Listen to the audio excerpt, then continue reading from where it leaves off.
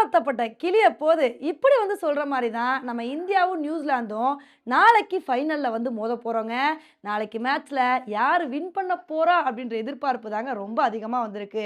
ஆனா என்னதான் India, New Zealand 2 டீம compare பண்ணாலும், நம்ம இந்தியன் கிரிக்கெட் டீம் தான் அதிக வின் பண்ண வாய்ப்பு இருக்குங்க. ஏன்னா நம்ம இந்தியா வந்து இதுவரைக்கும் ஒரு மேட்ச் கூட தோக்கல. எல்லா மேட்சுமே வந்து வின் பண்ணியிருக்கோம். இதுக்கு முன்னாடி நியூசிலாந்தையும் வந்து வீழ்த்தியிருக்கோம். அதனால அதே மாரி ஒரு பெர்ஃபார்மன்ஸ நம்ம ஃபைனல்லயும் குடுத்தோம்னு வச்சுக்கோங்களேன், கண்டிப்பா நம்மனால வந்து கப் அடிக்க முடியும். அதே சமயத்துல நம்ம நியூசிலாந்தையும் தப்பு கணக்கு போட முடியாதுங்க. இதுவரைக்கும் நம்ம விளையாண்ட மேட்ச்ல பேட்டிங்ல ஒரு டீம் கூட கொஞ்சமாவது திணறியிருக்கோம் அப்புட்னா, அது நியூசிலாந்து கூட தாங்க. ஏன்னா இந்தியா வர்சஸ் நியூசிலாந்து மேட்ச்ல நம்ம 50 ஓவர் முடிவுல வெறும் 249 ரன்னு தான் எடுக்க முடிஞ்சுச்சு. அதுலயும் அந்த மேட்ச்ல நம்மளோட பவுலர்ஸ் நல்ல ஒரு பவுலிங் பெர்ஃபார்மன்ஸ குடுத்து, அடுத்தடுத்து விக்கெட் எடுத்தனால தான் வின் பண்ண முடிஞ்சுச்சு. இல்லைன்னா அந்த மேட்ச்ல நியூசிலாந்து நம்மளோட சோழிய முடிச்சு விட்டுருப்பாங்க. அதனால நம்ம நியூசிலாந்து கூட விளையாடும்போது ரொம்ப கவனமா வந்து விளையாடணுங்க. ஏன்னா அவங்களோட டீமும் ரொம்ப ஸ்ட்ராங்கா தான் வந்திருக்காங்க.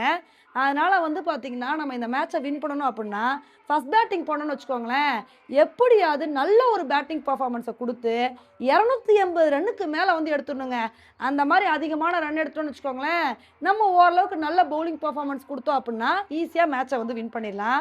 அதே மாரி நியூசிலாந்து ஃபர்ஸ்ட் பேட்டிங் பண்ணாங்க அப்புட்னா, அவங்களோட பேட்டிங்கும் பயங்கர ஸ்ட்ராங்கா இருக்குங்க. அதனால நான் ஸ்டார்ட்டிங்ல இருந்தே நம்ம விக்கெட் எடுத்து 250 ரன்னுக்குள்ளேயே நியூசிலாந்த வந்து கண்ட்ரோல் பண்ணிடணுங்க.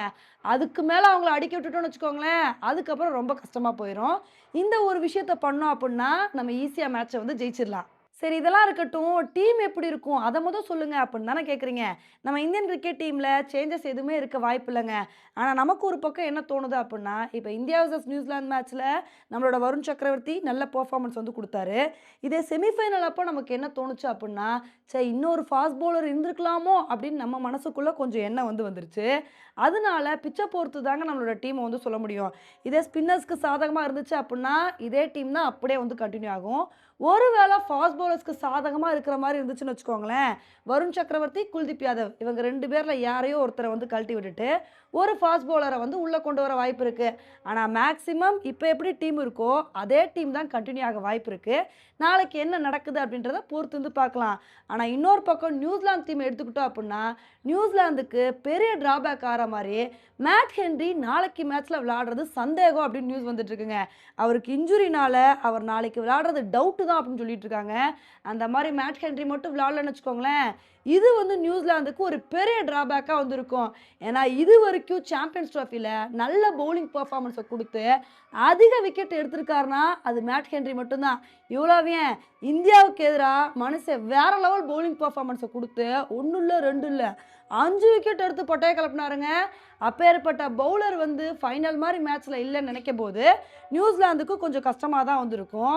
ஸோ அதனால இந்த மாரி விஷயங்கள்லாம் நம்ம இந்தியா வந்து சாதகமா பயன்படுத்திக்கிட்டு, எப்படியாவது நியூசிலாந்த வீழ்த்தி, நம்ம சாம்பியன்ஸ் ட்ராஃபிய தட்டி தூக்கணும் அப்படின்றது தான் நம்மளோட ஆசையா வந்து இருக்கு. நாளைக்கு மேட்ச்ல என்ன ஆகுது அப்படின்றத பொறுத்து வந்து பார்க்கலாம். ஓகே ஃப்ரெண்ட்ஸ், நாளைக்கு நடக்க போற ஃபைனல்ல யாரு வின் பண்ண வாய்ப்பு இருக்கு அப்படின்னு உங்களுக்கு தோணுது அப்படின்றத என்னோட கமெண்ட் செக்ஷன்ல மறக்காம போடுங்க.